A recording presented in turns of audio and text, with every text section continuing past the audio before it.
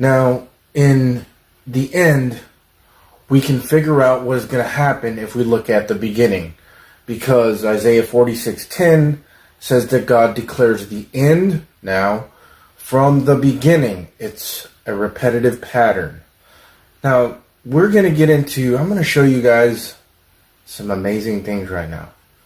So Genesis is the very first book. That actually means the beginnings. So let's look at Genesis.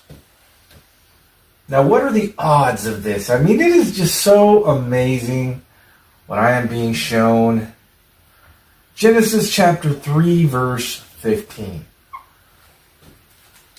Notice the number. What is 3 times 15? 3 times 15 is 45. 2025, right? Well, what is 3 plus 1 and carry the 5? 3 plus 1 is 4, carry the 5. Another 45. You guys think that God is trying to point us to 2025 in Genesis 3:15? I think he is, okay? Now, what is it about? It's a repeat, guys. Check this out. Genesis 3:15. And I will put enmity, now that means hatred. And I will put enmity between thee and the woman. Okay? And between thy seed and her seed.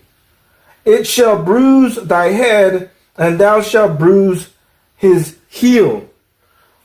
This is talking about the seed of the woman and the seed of the serpent going at it.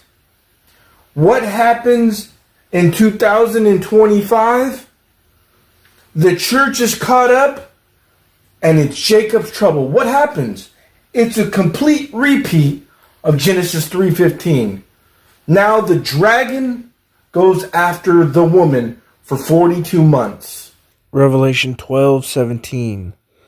And the dragon was wroth with the woman, and went to make war with the remnant of her seed, which keep the commandments of God and have the testimony of Jesus Christ. This is at the end, and it's just like the beginning. You see that? As it is in the beginning, so shall it be in the end. We have even the markers for 45, which is showing us 2025 over and over and over. And what is it about? It's about God putting hatred again between the woman and the serpent. Well, Revelation 12.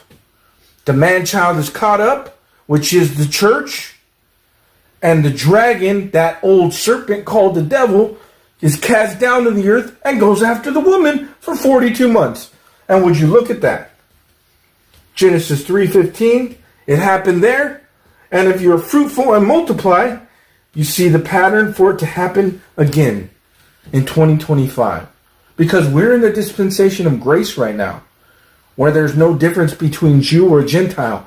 When this dispensation ends this year, we go up, the old serpent comes down, the dragon, and goes after the woman. Just like Genesis 3:15. And what is 3:15? 45 and 45, which is 20 plus 25. It's a repeat, guys. And I have more revelation on this. Okay, so we're looking at a repeat, an exact repeat, right?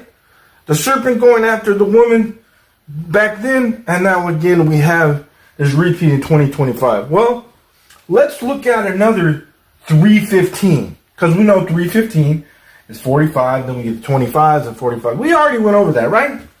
So let's go to the book of wisdom. Who was the wisest man? Solomon. Solomon, right? And what book did he write? Ecclesiastes. We want to be wise? Let's look at what Solomon has to say. I'll probably spell it wrong. I'm not that wise, right? Ecclesiastes, what verse? 3:15, right? Because we got the 2025 all up in there, right? Ecclesiastes 3:15. Now, what does it say in Ecclesiastes 3:15? I'll help you out here. You ain't going to believe this. That which has been is now, and that which is to be hath already been. And God requireth that which is past. Do you get that?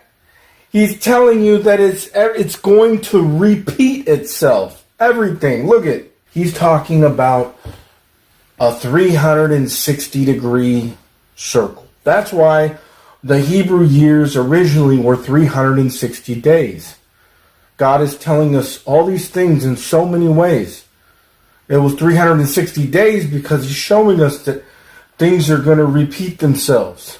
360 degrees. Okay?